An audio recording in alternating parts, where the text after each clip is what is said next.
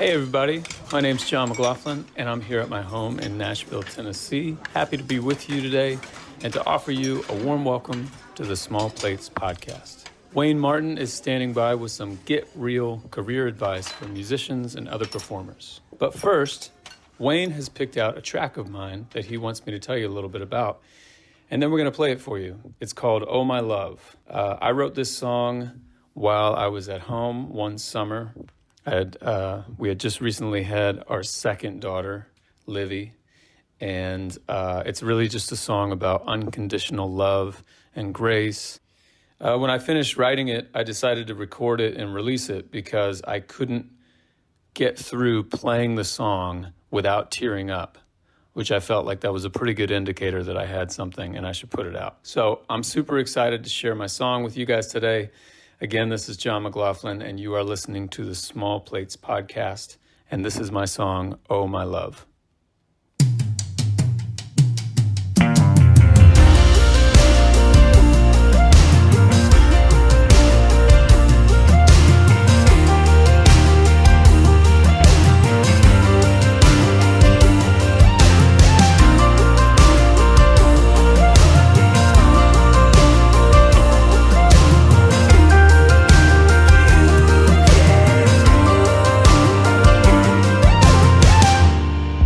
Tell me, how does it feel? Is your heartbeat racing, running as fast as you can? You're screaming what you wanna hear while the bridge is blazing and a pack of matches in your head. The chains will never hold your ankles.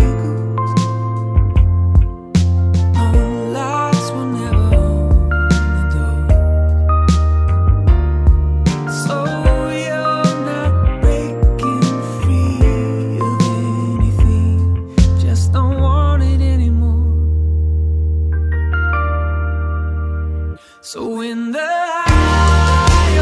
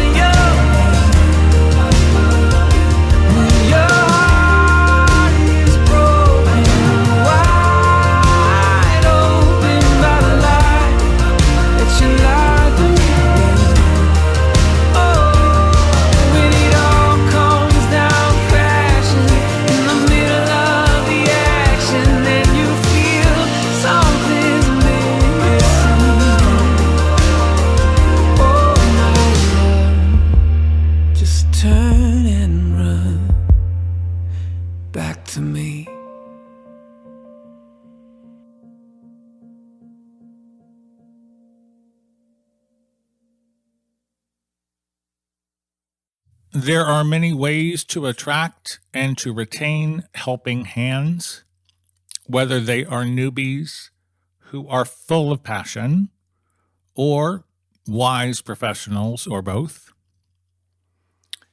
either of whom might help you to turn your dream career into a reality. And I suppose that's really what every Small Plates episode is actually about. Getting you ready for career growth of any and every kind. Hi, I'm Wayne Martin.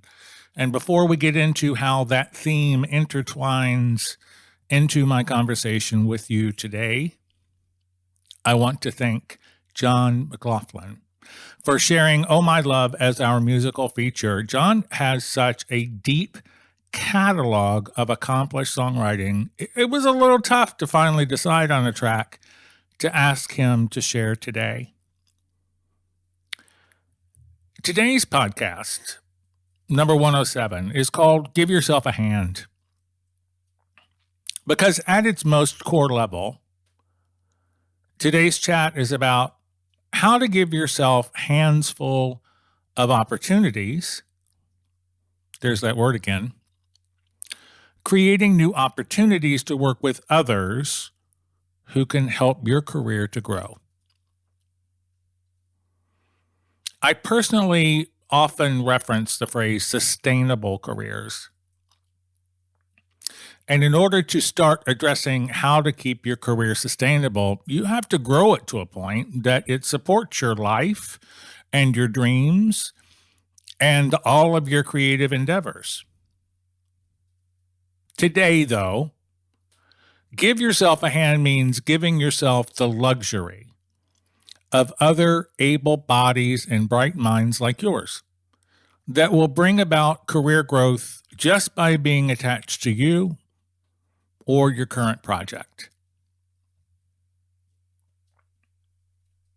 I know I run a risk today of sounding like a meme factory or one of those posters you might find in a shopping mall store. You know what I'm talking about, right? I know today's strategies may sound a lot less like rules and more like a mindset, and I can live with that because honestly, we all need some of these words sometimes to help us fine-tune the view through our own career lenses. By being aware of these rules, you really can attract, engage, retain others who can help you turn what may be your side hustle right now into your dream gig. Rule number 1, if you want to attract help, don't tell people your plans, show them your results. See, doesn't that sound like a meme? Don't tell people your plans, show them your results. This harkens back to the theme of the very first ever Small Plates podcast called Get Your Mind Right. And this first strategy today is about how some artists talk a big game when they have no game and no commitment and no intention of following through. So here's a different way to state the rule. If you want to attract helpers with game, lead by example. I am the first to acknowledge that the entertainment fields are deep fried in hype. But I'll also posit that there's a time and a place for that. Hype is just most often bullshit. It is nothing more than grabbing someone's attention hard and fast. And if you don't have something credible, beautiful, exceptional, relatable, ready to go back it up, then you're just going to hype yourself into a corner that you cannot get out of. And in most cases, that is certain death. Can you name an artist that this has happened to in recent memory, someone who's just hyped themselves into a corner? Of course you can. There's always an artist misstepping on the over chatter. Now, this rule is true whether you're a baby band or if your career is well underway, even if you have some seriously marketable output already in the public realm, no professional is likely to want to work with you based on only your intentions. Careers are not built on intentions. Money is not made on intentions. And while partnerships usually start with the best of intentions, professionals, well, they want to see what you've done. Would you take a musician seriously if they were on Snapchat talking about ruling the world over and over, but they never dropped a track? So if you don't have your best work ready to go, who could possibly be taking you seriously? Show industry, show citizens your game. Don't hype me about what you think you're capable of, because let me tell you, the easiest way for me to evaluate if someone is talking smack is if they are hyping themselves hard, putting tons of photos on social media, but they don't have the courage to back it up with their work, whatever their work is, be it music or anything else. This is attention-seeking influencer behavior, and this is not music marketing. If you want to bring people into the fold, into your fold, you better have something besides smack and selfies going for you. And that means you have to prioritize your work over your hype and your public persona.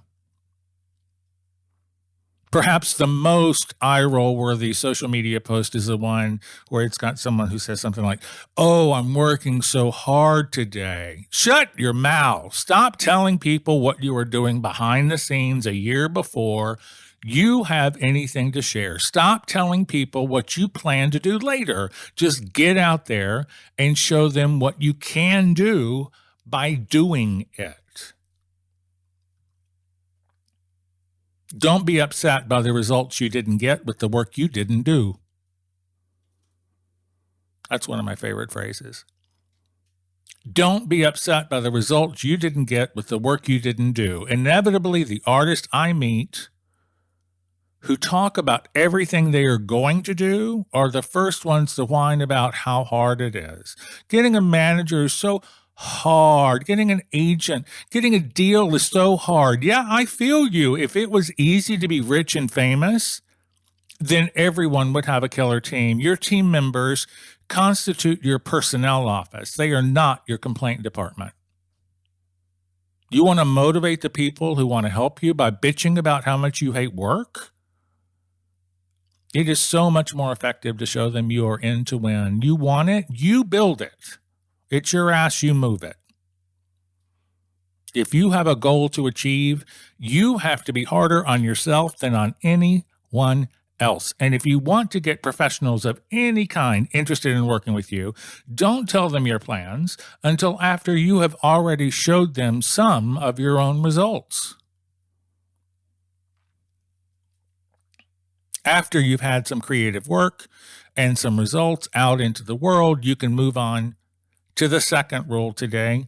Rule number 2 is part of attracting helping hands is to eliminate the quote-unquote last resort offers of help from your professional plan, because that will fuck you up. And what this means is wipe out the unreliable, uninformed helper. Wipe them out from your pro career, no matter how good their intentions are. It's a tough one to tell people no when you really need some help, but hear me out. When a coworker that doesn't show up for work once a week offers to help you by booking some gigs, or when a romantic interest says she wrote a play in 6th grade, so she'd like to write your press release. When someone who purports to be working inside the entertainment field clearly doesn't understand who you are as a creator, where you're headed, or what you need, you got to throw up some red flags, and you got to see if you can massage those conversations a bit. so that they don't prohibit you from moving forward because these people are either clueless or unreliable, or because maybe they have an ulterior motive in mind, or maybe just something as simple as they're not a good fit for what you need. I say this often: fear kills more careers than lack of opportunity ever has. And I mean that. But coming in as a close second is also the momager and the dadager. There have been a handful of parent managers that have pulled off something extraordinary, but for the most part, moms, dads, and grandpas with the best of intentions can be the biggest obstacle for young talent to build a team. They are often overconfident of their input and the value of their input. And perhaps the most repeated offense is how momagers, dadagers want everything to happen hard and fast without any regard to how creative careers are actually built. It's a unique business. So the unreliable coworker, the supportive, romantic interest, the amateur professional, the parent manager, they may all have their own ideas of what they want to do to help you, but you need to look at their offers as last resorts because their participation will not likely move the ball down the field at all. Ouch. So if you're thinking, great, now Wayne wants me to piss off everyone who wants to be helpful. My BFF, my grandma, Uncle Stewie. Let me give you a little tip here. Instead of taking other people off on what they offer you, see if you can transition their offer into something that may not have as many obvious pitfalls. Thank you for the offer to use your real estate experience to manage my creative career, Mom. But if you could help me send some emails out regularly to some professional managers, that might be more helpful to my career in the long run. Thank you for offering to help me book a tour, coworker, but I think I'm going to barter that with another touring musician. I'll book him some gigs when he needs them. He'll book mine when I do. So we will both benefit from that. Maybe you could be the person that rules my street crew and help with flyers and stickers sometime, when you're free and available, instead of kind of the strict schedule that I need, from a booking agent. See, there are ways out of letting helping hands you need disrupt a sensible and strategic approach to a goal. You can take the last resort volunteer and you can repurpose them. You don't have to say no, but you can also do that if you want to do that. That's cool. So this is where you need to put some thought into your team building volunteers.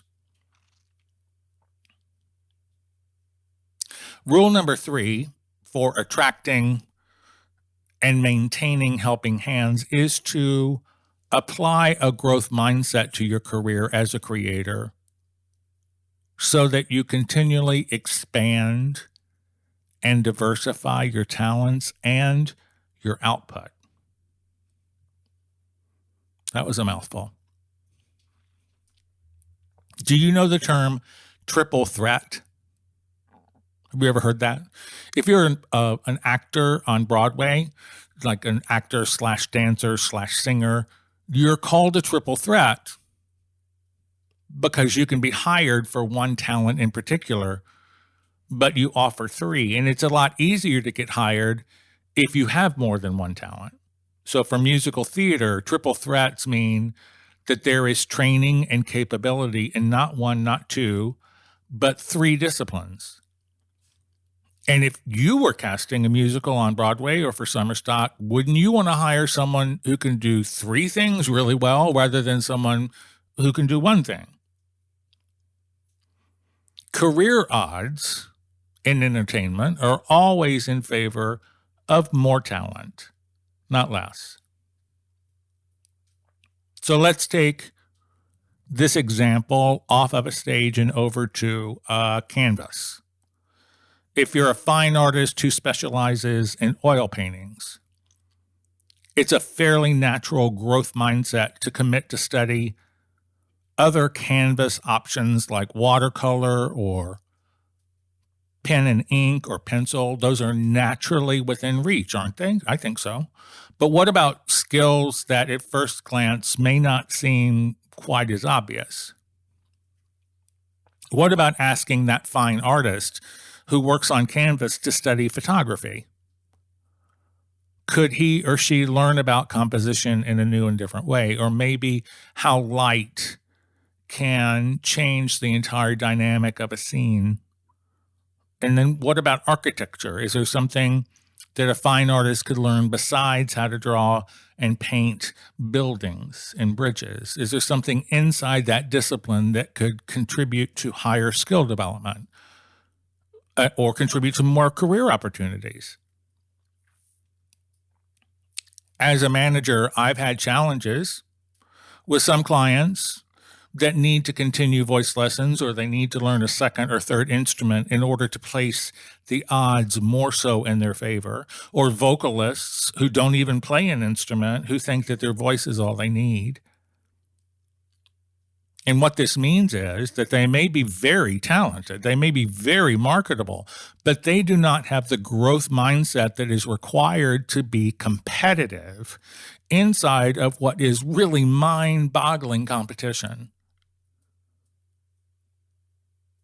Do I want to partner with clients who think they don't need to grow? Would you? The successful musicians that you could name off the top of your head, those artists are the exceptions, they're not the rule. And if you plan to be an exception too, then how can you disregard getting better at what you do? And how do you justify not learning other skills that will ultimately impact your work in the best way possible? You need to triple threat yourself. If you are a musician and you want to attract and keep good people around you, you must first grow inside your own discipline and also consider complementary skills. Complementary skills outside of music performance build a multifaceted career that has less risk. And some of those skills off the top of my head would be movement or dance, would be acting, music production, public speaking, lifestyle writing, and that would be like for blogs and for magazines. Training in any of these activities will help you to become a multifaceted, dynamic force. Will help. And managers like myself, music labels, talent agents, everyone on the business side of recorded music is looking for multifaceted recording artists. Just the same way those Broadway producers are looking for triple threats on a live stage. Have you explored all of the related areas to your primary talent? Have you explored complementary skills? If you haven't, are you dedicated to putting the odds in your favor? Rule number 4 is something I tag as, I call it mind your own business. And this has nothing to do with, keeping to yourself. Mind your own business around my office means you better learn the business you are in if you plan to navigate it. Every Small Plates podcast has a resource recommendation as we close. How many of them have you actually looked at or read or learned from? Most musicians don't study business, they study music. And inside even the best and brightest top shelf music schools in the country, I can tell you the business offerings don't even begin to skim the requirements that I think artists need to learn in order to build a sustainable performance career. Even the best music schools fall short. and teaching musicians about career dynamics, opportunities, strategies, and even the best musicians don't even care about that stuff anyway, because music is what moves them.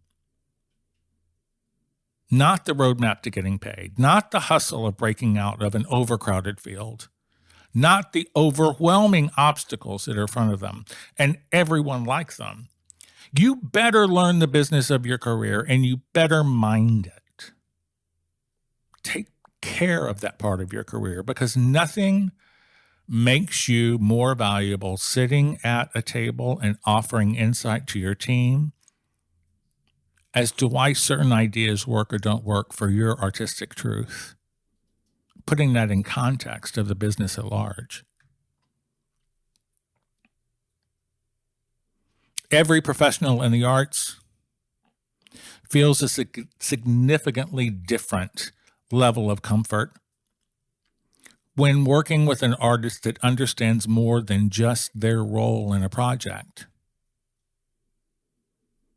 Part of my job is educating my clients, but there is a responsibility that they come to the table with, and that is a dedication to educating themselves when they can. Some who major in music minor in business as a backup plan, but not as a strategy for their music major. Just by showing up today, you are already demonstrating that you have dedication to training your brain, to getting a leg up, to minding your business. So it's just f***ing awesome that you're here. Please think about the resources I share. Please look for your own resources, ones that speak to you differently than the ones I put in your head every month, and feel good about your own growth and development when I tell you that the artists at Brink don't necessarily mind their own business, but the artists at Brink and Sustain definitely do. Read, watch, listen, attend, study, prepare for what's ahead as if you need it next week, because with the right team and a little luck, you just might. So let's count off the 4 rules we talked about today. They aren't all the rules. They are just 4 that I think you may need to hear no matter where your career lives at this moment. If you want to attract and retain a team of supporters who will lift you up, rule number 1 is be brave enough, be serious enough to show your work. Be careful not to feed your industry and your fans a diet of hype about your potential. Rule number 2 says that helping hands can sometimes be surprisingly detrimental to your career growth. Who knew? And that means you need to evaluate volunteer offers and not just blindly embrace anyone, anytime out of frustration and certainly out of desperation.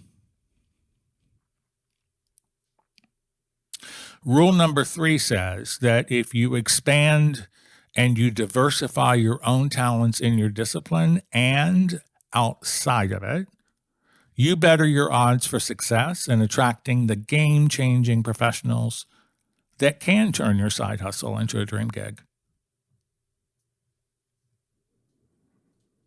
Rule 4, mind your own business, means that aside from artistic diversity and expansion, you need to be committed to understanding the field that you are in, the business of your own artistic output,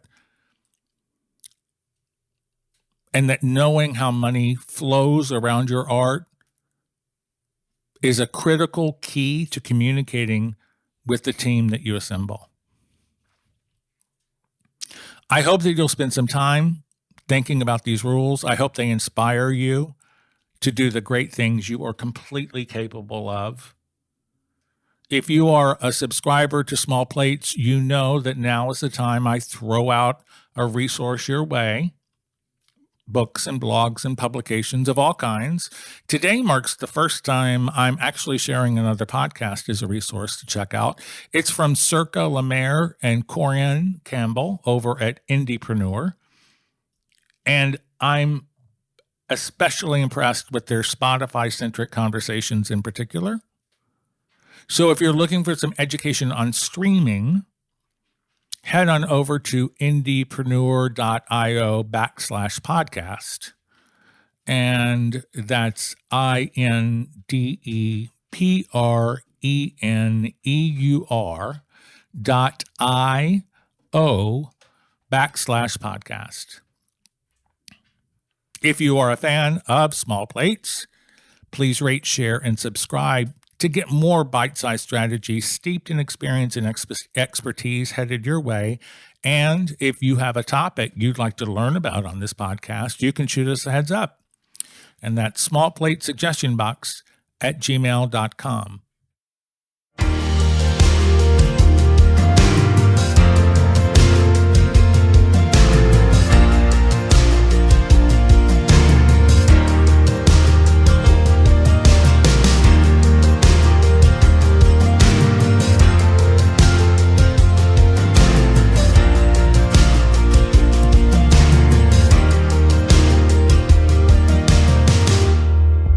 You've been listening to Small Plates, bite-sized career strategies for musicians, other creators, and their collaborators, hosted by music manager and veteran career strategist, R. Wayne Martin.